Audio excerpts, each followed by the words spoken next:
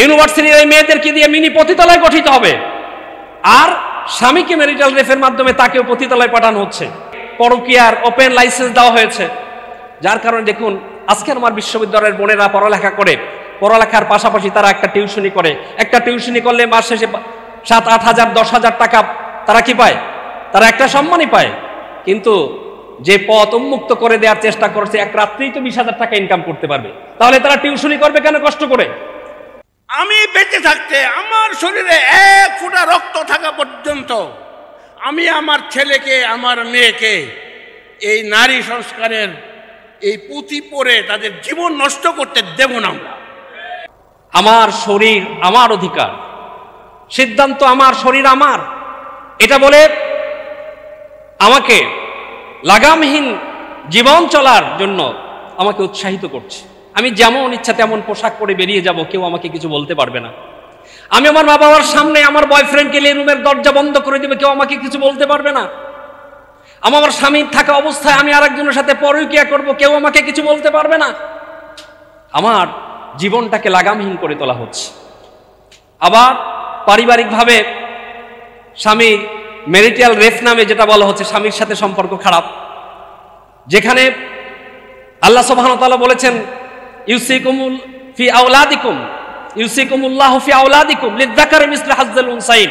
স্পষ্ট ঘোষণা আল্লাহ, যে আল্লাহ তোমার সন্তানের ব্যাপারে নির্দেশনা দিয়েছেন, প্রত্যেক পুত্র সন্তান কন্যা সন্তানের দ্বিগুণ সম্পত্তি পাবে।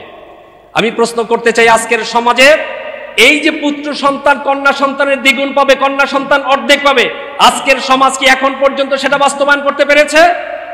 এখনো কি আমাদের এই বোনেরা অর্ধেক সম্পত্তি সেটাও কি সঠিকভাবে পায়? সেটা পাচ্ছে না। অথচ এখন সমতা এনে আবার এই বাপ ভাইয়ের সাথে সম্পর্ক খারাপ করে আমার পরিবারটাকে ধ্বংস করার চেষ্টা করা হচ্ছে। পরিবারে আমার অবস্থান নেই। এরপরে আসুন, যেটা বলা হচ্ছে আমার শরীর আমার সিদ্ধান্তের মাধ্যমে এখানে তাদেরকে পরকীয়ার ওপেন লাইসেন্স দেওয়া হয়েছে, যার কারণে দেখুন আজকের আমার বিশ্ববিদ্যালয়ের বোনেরা পড়ালেখা করে, পড়ালেখার পাশাপাশি তারা একটা টিউশনি করে। একটা টিউশনি করলে মাস শেষে 7-8 হাজার 10 হাজার টাকা তারা কি পায়? তারা একটা সম্মানই পায়। কিন্তু যে পথ উন্মুক্ত করে দেওয়ার চেষ্টা করছে, এক রাত্রেই তো 20,000 টাকা ইনকাম করতে পারবে, তাহলে তারা টিউশনি করবে কেন কষ্ট করে? ইউনিভার্সিটির এই মেয়েদেরকে দিয়ে মিনি পতিতালয় গঠিত হবে, আর স্বামীকে ম্যারিটাল রেফের মাধ্যমে তাকেও পতিতালয় পাঠানো হচ্ছে। তাহলে আমার সমাজ ব্যবস্থাটা শেষ। আমার সমাজ ব্যবস্থা শেষ করা হচ্ছে। ট্রান্সজেন্ডারের নামে সমকামিতাকে সেখানে ওপেন করে দেওয়া হচ্ছে। আমার সমাজ ব্যবস্থাকে শেষ। আবার সর্বশেষ বলা হলো যে ধর্মের, রাষ্ট্রীয় ক্ষেত্রে, সংবিধানের ক্ষেত্রে ধর্মের কোনো অবস্থান থাকবে না। ভাই, এইটা নারী সংস্কারের কোন জায়গায় আছে? রাষ্ট্রের সাথে ধর্মের সম্পর্ক থাকবে না, এইটা নারীর সাথে সম্পর্ক কি এখানে? তার মানে হলো আমার পরিবার, আমার ব্যক্তি, আমার পরিবার, আমার সমাজ, আমার রাষ্ট্র, সকল জায়গায় একটি বিশৃঙ্খলার সুস্পষ্ট পায়তারা করা হচ্ছে এই নারী বিষয়ক সংস্কার কমিশনের মাধ্যমে। সুতরাং আসুন আমরা এর প্রতিবাদ করি। এটাকে পরিবর্তন করতে হবে এবং এই নারী কমিশনকে পরিবর্তন করে যারা ইসলামিক জ্ঞানে পারদর্শী এমন নারীদেরকে অন্তর্ভুক্ত করে পুনরায় নারী সংস্কার কমিশন করে সুন্দর রিপোর্টের মাধ্যমে আমরা অবশ্যই চাই নারীদের উন্নয়ন, আমরা অবশ্যই চাই নারীদের মর্যাদা সম্মান, সেটি যথাযথভাবে কোরআন এবং সুন্নাহর আলোকে আল্লাহ এবং রাসূল যেভাবে দিয়েছেন সেভাবেই। কারণ আলা লাহুল খালকু ওয়াল আমর, সৃষ্টি যার, সিদ্ধান্ত তার।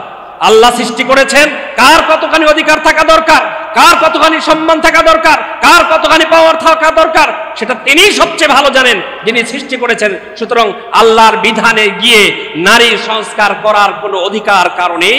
সুতরাং আসুন আমরা সবাই এই কথার সাথে ঐক্যমত পোষণ করে আমরা এই প্রতিবাদকে মুখরতি করি এবং আল্লাহ সুবহানাহু ওয়া তাআলা আমাদের সকলকে এই জাতির জন্য সুন্দর একটি পরিবার এবং সমাজ উপহার দেওয়ার জন্য প্রচেষ্টা করার তৌফিক দান করুন। সবাই বলি আমিন। ওয়া মা তৌফিক ইল্লা বিল্লাহ। ওয়াসসালামু আলাইকুম ওয়া রাহমাতুল্লাহি তাআলা ওয়া বারাকাতুহু।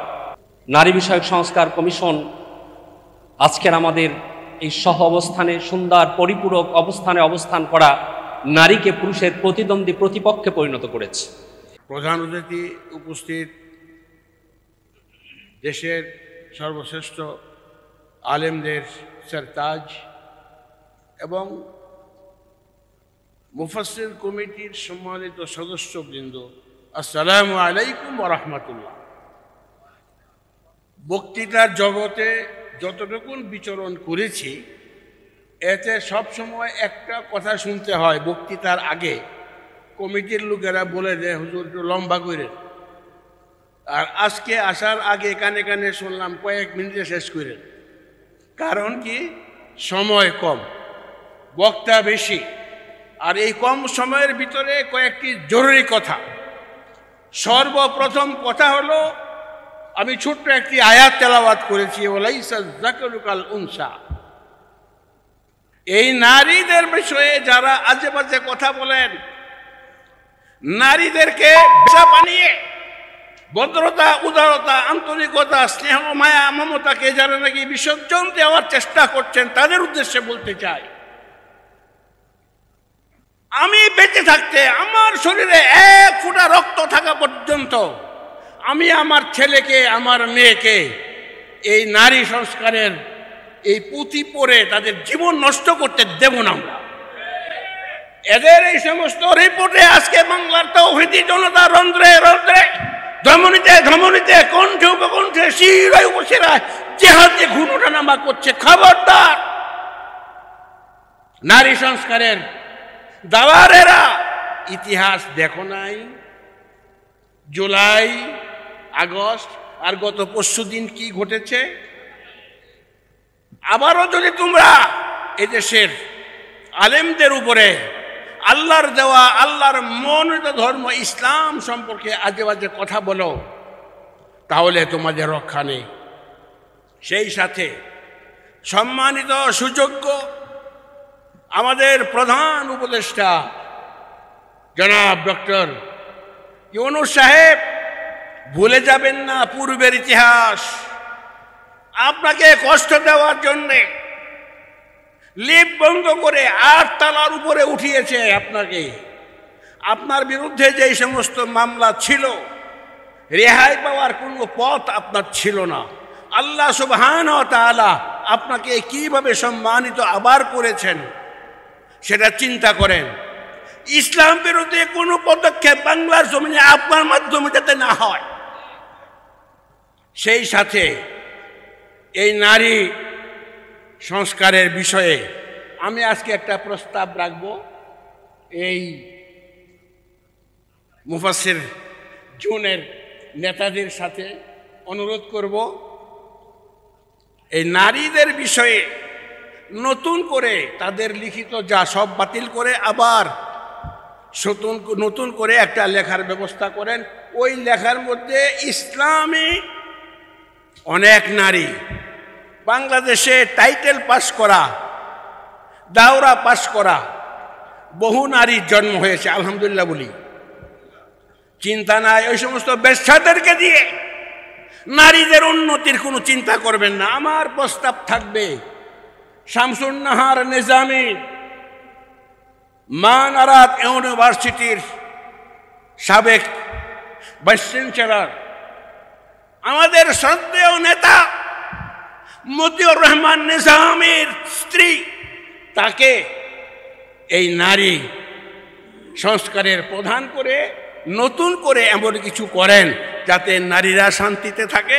নারীদের উদ্দেশ্যে আমার ছেলে, আমার মেয়ে পথভ্রষ্ট, লক্ষ্যচ্যুত, আদর্শচ্যুত, মহন্দ যাতে না হয় সে বিষয়টিও খেয়াল রাখার জন্যে সবার কাছে আমার একান্ত অনুরোধ থাকলো।